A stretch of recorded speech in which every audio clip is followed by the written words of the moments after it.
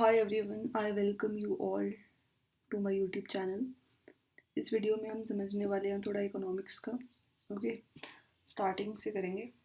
Let us start. तो सबसे पहले थोड़ा इकोनॉमिक्स का मीनिंग समझ लेते हैं, क्या होता है, ठीक है, कैसे वर्क करता है और ओरिजिन वगैरह कहाँ से हुआ, इसके फादर कौन है, ये सब बहुत ही जो कॉमन सी चीज़ें होती हैं मतलब आपकी, ठीक है।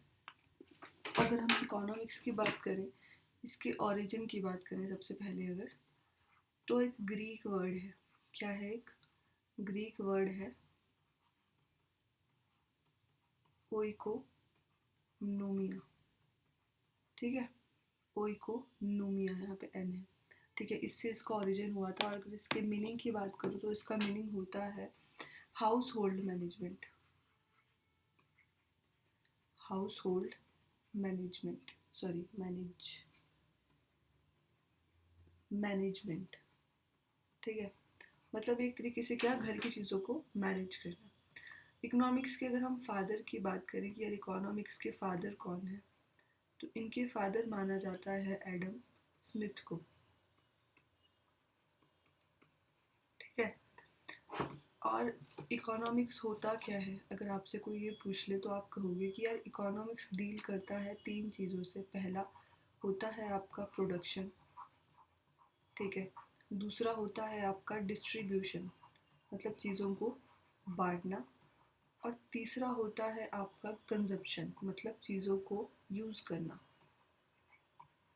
ठीक है। इकोनॉमिक्स इन तीन चीज़ों से डील करता है और तीन चीज़ों से मिलके बना है बेसिकली, ठीक है। अब इसमें हम सबसे पहले छोटी मोटी टर्मोलॉजी पढ़ेंगे, मतलब छोटे मोटे टर्म्स पढ़ेंगे। जैसे कि पहली आ जाती है आपकी जीडीपी। जीडीपी क्या होती है, ठीक है, ये पता होना चाहिए। तो जीडीपी की फुल फॉर्म होती है ग्रॉस डोमेस्टिक प्रोडक्ट। क्या होता है? ग्रॉस डोमेस्टिक प्रोडक्ट, ठीक है। ग्रॉस का मतलब होता है टोटल, ठीक है। डोमेस्टिक मतलब जो अपने देश की बनी हो, और प्रोडक्ट आप समझते हो, ठीक है। तो मतलब जीडीपी का मतलब हो जाएगा total value of goods and services produced in a country in one year, ठीक है। क्या मतलब हुआ? Total value of goods and services produced in a country in one year. कहने का मतलब क्या है कि किसी भी देश में एक साल के अंदर जितनी भी चीज़ें बनाई जाएंगी, मतलब गुड्स बनाई जाएंगी, और जितनी भी सर्विसेज दी जाएंगी, सर्विसेज का मतलब है कि मान लो हॉस्पिटल बनाए गए, स्कूल बनाए गए, ठीक है, टूरिज्म सेक्टर के लिए कोई होटल बनाया गया, ठीक है। तो उन सब की टोटल वैल्यू, फॉर एग्जांपल मेरे देश में जितने भी हॉस्पिटल है, जितने भी स्कूल है, जितने भी आपकी पेन बेच रहे हैं, नोटबुक्स बेच रहे हैं, गाड़ियाँ बेच रहे हैं, उन सब से मेरे देश में 100 रुपये कमा रहे हैं लोग। उन सब की वैल्यू 100 रुपये है, ठीक है। तो ये मेरे देश की जीडीपी हो जाएगी एक साल की। क्लियर हो गया इतना, ठीक है। अब हम थोड़ा बहुत इंडिया की जीडीपी पे नज़र मार लेते हैं। यार देखो, अगर इंडिया की जीडीपी की बात करें, है ना, तो हम कहते हैं कि यार इंडिया की जो जीडीपी है वो फोर्थ लार्जेस्ट है वर्ल्ड में। क्या है? फोर्थ लार्जेस्ट है वर्ल्ड में। कितनी है? तो आ जाएगी आपकी 4.5 ट्रिलियन डॉलर, ठीक है। इतनी इंडिया की जीडीपी है। उसके बाद अगर हम बात करें कि यार जीडीपी की ग्रोथ रेट क्या है, मतलब जीडीपी किस रेट से ग्रो हो रही है, जीडीपी के ग्रोथ रेट की बात करें तो आप कहोगे कि यार जीडीपी की ग्रोथ रेट है 7.6%, ठीक है। क्लियर हो गया। और ये मैं आपको बता रही हूँ 2025 से लेके 2026 की ग्रोथ रेट कितनी रही है, तो वो 7.6% रही है। क्लियर। अब बात करते हैं कि हम जीडीपी को कैलकुलेट कैसे करेंगे, ठीक है। जीडीपी को हम कैलकुलेट कैसे करें, हमें कैसे पता लगा कि इतनी जीडीपी। इसमें जीडीपी थोड़े टाइप्स की होती है। पहला टाइप समझो, पहली आ जाएगी आपकी नॉमिनल जीडीपी। नॉमिनल, एन है यहाँ पे, नॉमिनल जीडीपी। नॉमिनल जीडीपी को आप क्या बोल सकते हो? नॉमिनल जीडीपी को आप ये भी बोल सकते हो जीडीपी एट करंट प्राइजेस, मतलब आज के प्राइजेस के अकॉर्डिंग जो आपकी जीडीपी हो, ठीक है। तो नॉमिनल जीडीपी जो बेसिकली होती है वो आपकी क्या होती रहती है, चेंज होती रहती है, वो पक्की वाली नहीं होती, ठीक है, वो चेंज होती रहती है। जो प्रेजेंट मार्केट प्राइस है, प्रेजेंट मार्केट प्राइस है, उस पर आपकी नॉमिनल जीडीपी क्या होती है, काउंट होती है, ठीक है। प्रेजेंट मार्केट प्राइस का मतलब है कि मान लो मेरे देश में अभी कोई कार आपकी 200 रुपये की बिक रही है, ठीक है, अभी के टाइम पे, इस टाइम पे, प्रेजेंट टाइम पे, ठीक है। तो मैं इस पे जो जीडीपी काउंट करूँगी वो आपकी नॉमिनल जीडीपी हो जाएगी। और फॉर एग्जांपल नॉर्मल डेज में पूरा साल वो कार आपकी 150 रुपये की बिकती है, तो इस पे जो जीडीपी काउंट होगी वो आपकी रियल जीडीपी होगी, ठीक है, वो आपकी क्या होगी, रियल जीडीपी होगी, ठीक है। नेक्स्ट हम देख लेते हैं, एक मिनट नेक्स्ट स्लाइड पे आने दो, just give me a second, ठीक है। Let us change the colour of the pen. देखो हमने एक समझा अभी अभी नॉमिनल जीडीपी क्या होती है, दूसरा हम बात करेंगे रियल जीडीपी क्या होती है, ठीक है। रियल जीडीपी या फिर उसको बोल सकते हैं GDP at constant price. Constant price का मतलब क्या है, ठीक है। कांस्टेंट प्राइस का मतलब जो एक प्रॉपर एग्जैक्ट नंबर है, जो चेंज नहीं हो रहा, जो फ्लक्चुएट नहीं हो रहा, ठीक है। तो इसमें क्या कहेंगे हम, इसमें हम एनालाइज करते हैं, क्या एनालाइज करते हैं, analyse the rate of all commodities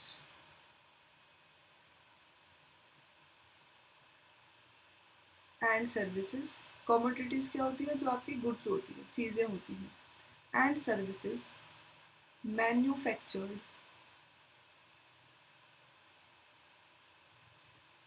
in a country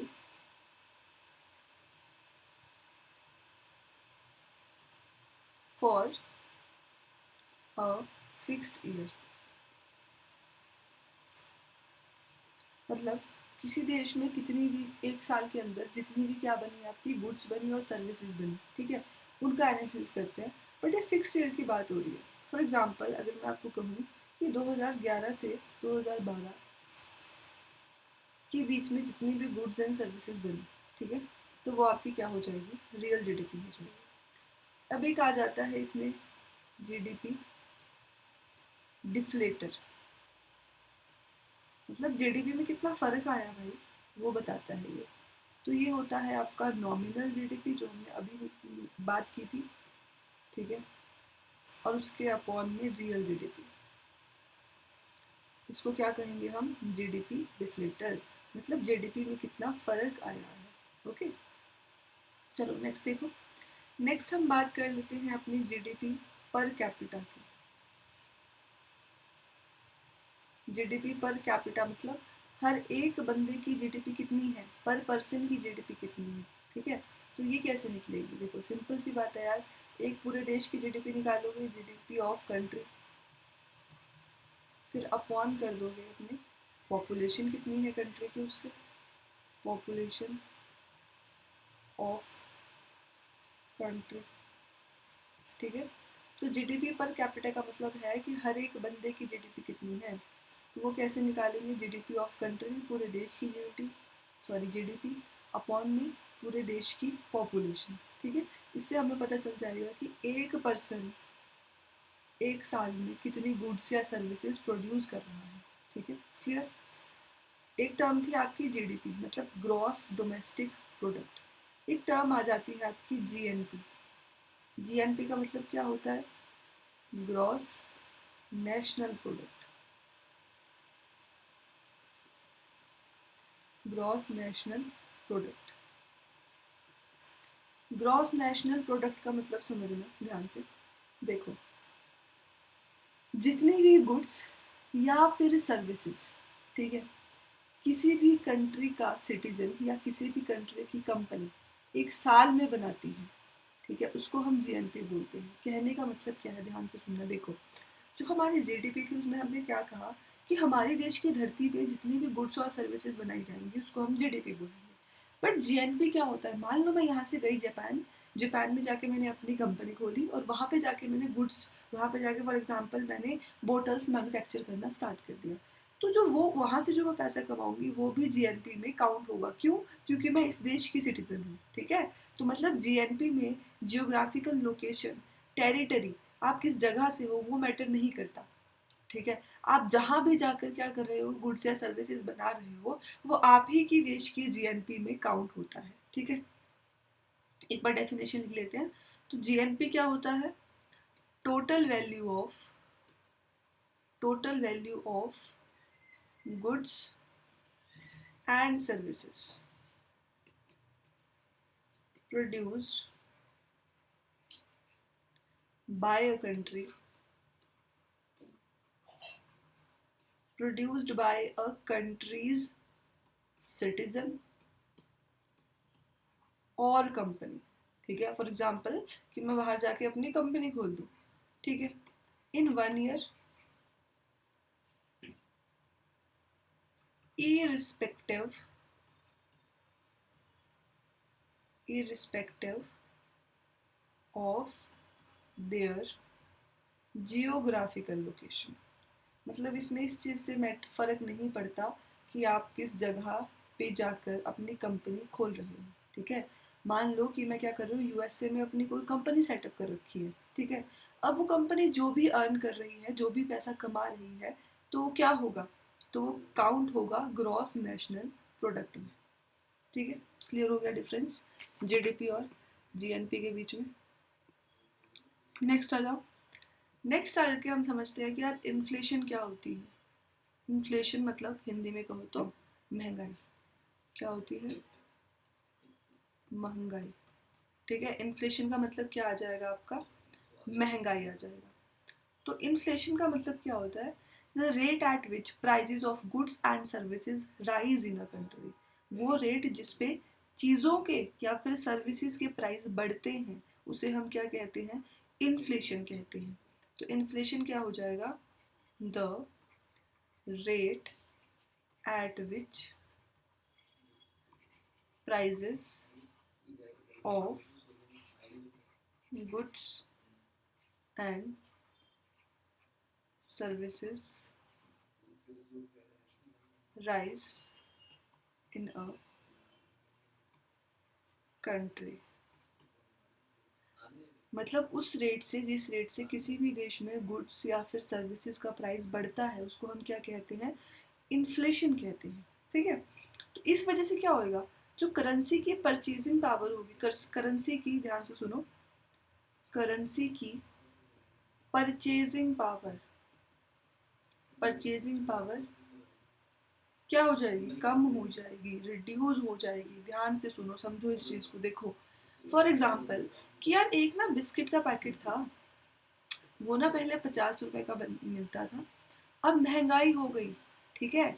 अब महंगाई हो गई, अब वही बिस्किट का पैकेट आपका 60 रुपए का मिल रहा है।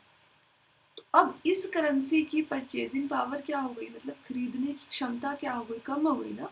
अब इस वाली करेंसी से, मतलब इस 50 रुपए से आप वो बिस्कुट का पैकेट नहीं खरीद सकते। तो मतलब इस करेंसी की आपकी परचेजिंग पावर क्या हो चुकी है? कम हो चुकी है, ठीक है।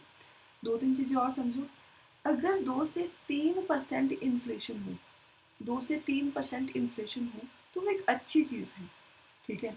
कंट्री की डेवलपमेंट के लिए ज़रूरी है, ठीक है, क्योंकि इससे पता चलता है कि यार प्रोडक्ट की डिमांड बढ़ रही है। ऑब्वियस सी बात है यार, अगर लोग इस बिस्किट को खरीद पा रहे होंगे और वो खरीदना चाह रहे होंगे, तभी तो इस बिस्किट ने अपनी कीमत बढ़ाई, वरना ये क्यों 60 रुपए का मिलता, ठीक है। सिंपल सी चीज़ है। अब इन्फ्लेशन किस वजह से होती है? इन्फ्लेशन किस वजह से होती है वो समझो। तो इन्फ्लेशन होती है आपकी डिमांड पुल और कोस्ट पुश की वजह से, ठीक है। डिमांड पुल और कोस्ट पुश, PUSH है ये, ठीक है, कंफ्यूज मत होना। डिमांड पुल का मतलब क्या है कि मान लो यार मैं ना एक, क्या बोलूँ मैं, कोई भी कुछ भी ले लो, ओरियो ले लो, ये बिस्किट है, इसकी डिमांड दिन पर दिन बढ़ती जा रही है। तो ऑब्वियस सी बात है यार, जो आपका ओरियो वाले हैं वो क्या करेंगे? वो इस बिस्कुट की कीमत बढ़ा देंगे, या डिमांड बढ़ रही है, लोग खरीद रहे हैं, एक काम करता हूँ कीमत बढ़ा देता हूँ, ठीक है। तो इन्फ्लेशन किस वजह से होती है आपकी? डिमांड पुल और कॉस्ट पुश की वजह से। क्लियर? अब इन्फ्लेशन का ऑपोजिट, इन्फ्लेशन का अपोजिट होता है डीफ्लेशन, ठीक है। अगर इन्फ्लेशन में चीज़ों के प्राइस बढ़ते हैं तो डिफ्लेशन में चीज़ों के प्राइस कम होते हैं, ठीक है। तो आप लोग सोच रहे होंगे यार फिर तो डिफ्लेशन हो जाना चाहिए, ठीक है, पर नहीं। डिफ्लेशन शो करता है कि यार आप लोगों के पास खरीदने की क्षमता नहीं है, आप लोग उस चीज़ को परचेज नहीं कर पा रहे हैं, खरीद नहीं पा रहे हैं। तो डिफ्लेशन क्या इंडिकेट करता है कि यार कंट्री बैकवर्ड है, ठीक है, वो उस चीज़ को अफोर्ड नहीं कर पा रही है, इसीलिए जो आपकी प्राइस है वो क्या हो रही है, कम हो रही है, ठीक है। तो मतलब डिफ्लेशन अच्छी चीज़ नहीं है। क्लियर हो गया इतना? चलो, अब जो आपकी इन्फ्लेशन होती है वो 3 तरह की होती है, ठीक है।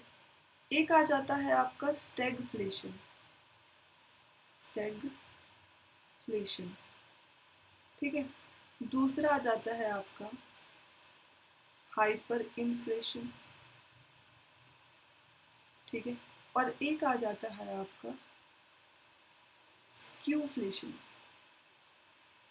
ठीक है। हमने क्या कहा कि यार इन्फ्लेशन ना 3 टाइप्स की होती है, स्टैगफ्लेशन, हाइपर इन्फ्लेशन और स्क्यूफ्लेशन, ठीक है। अब स्टैगफ्लेशन क्या होती है?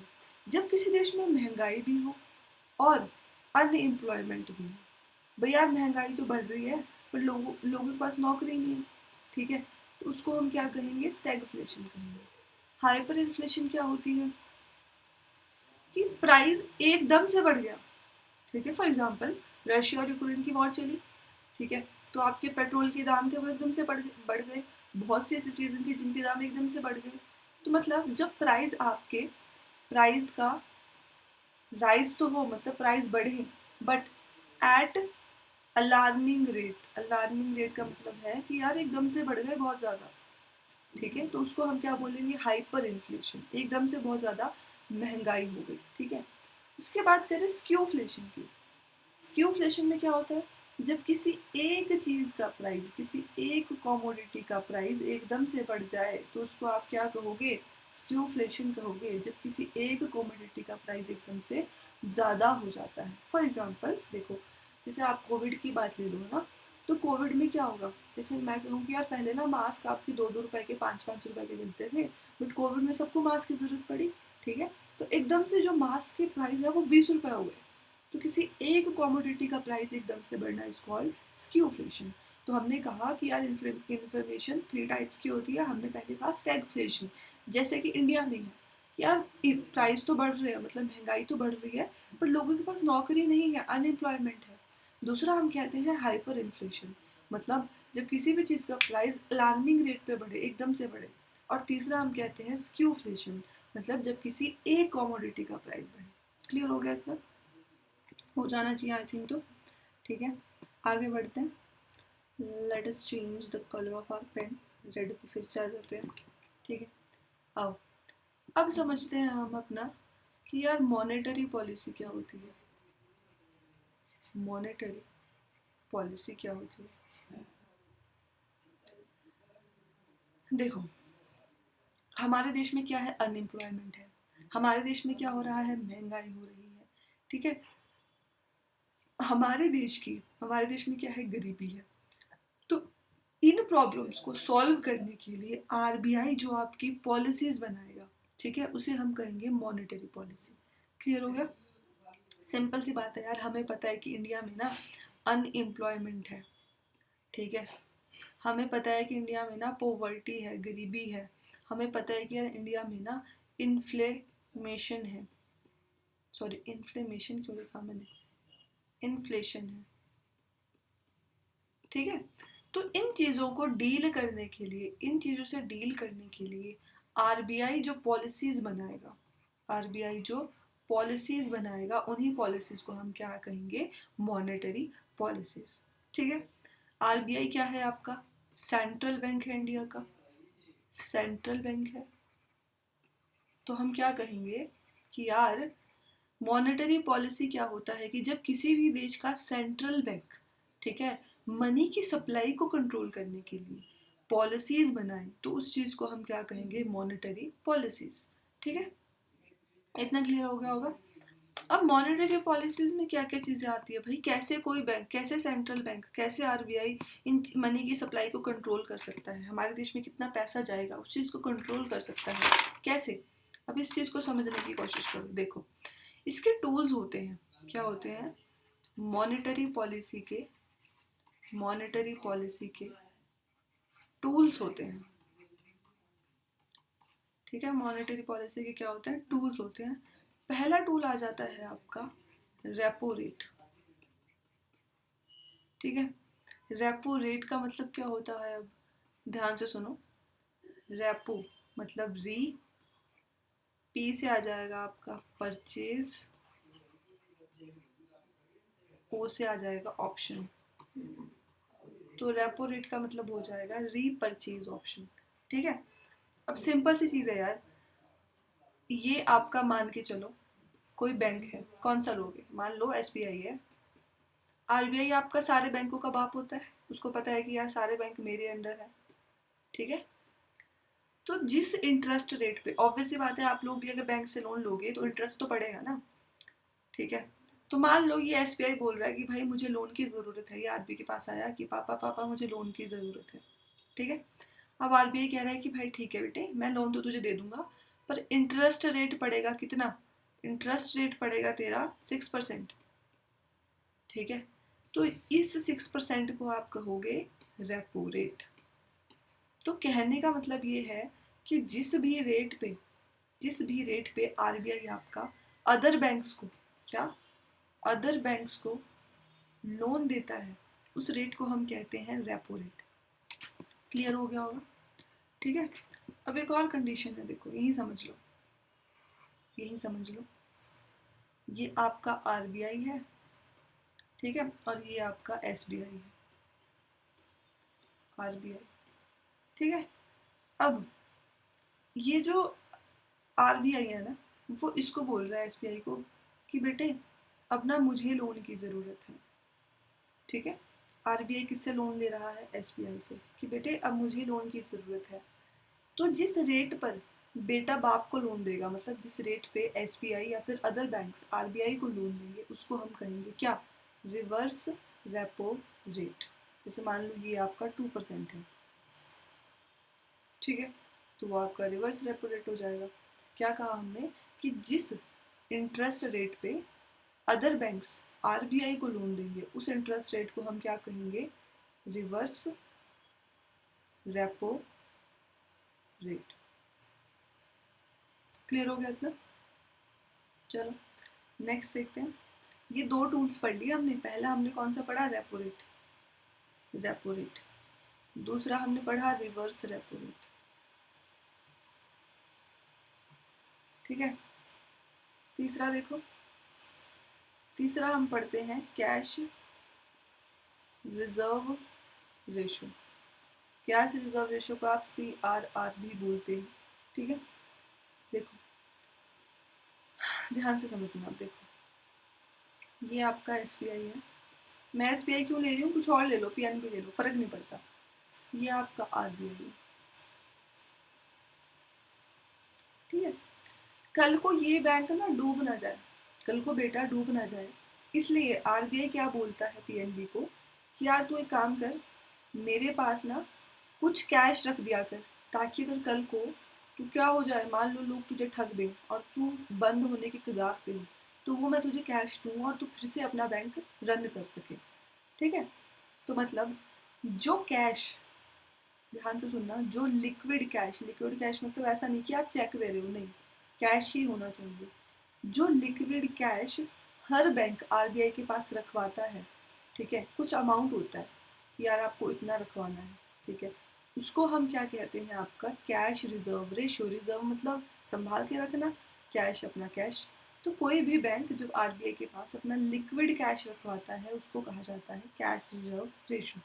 ठीक है, इस पर कोई इंटरेस्ट नहीं लगता, ये लोन थोड़ी है, ये लोन थोड़ी दे रहा है आरबीआई को, नहीं। ये कह रहा है, फॉर एग्जाम्पल मैं अपने पापा को कह रही हूँ कि पापा पता है क्या है, मेरे पास 100 रुपये है, आप एक काम करो 30 रुपये अपने पास रख लो, ऐसा ना हो कि मैं 100 के 100 खर्च कर दूँ, तो कल को जब मुझे उन 30 की ज़रूरत होगी ना तो आप मुझे दे देना। तो पापा कह रहे हैं ठीक है बेटे। तो इसमें कोई लोन कोई कुछ नहीं है। क्लियर इतना? दूसरी चीज़ समझो, फोर्थ टूल आ जाता है आपका SLR।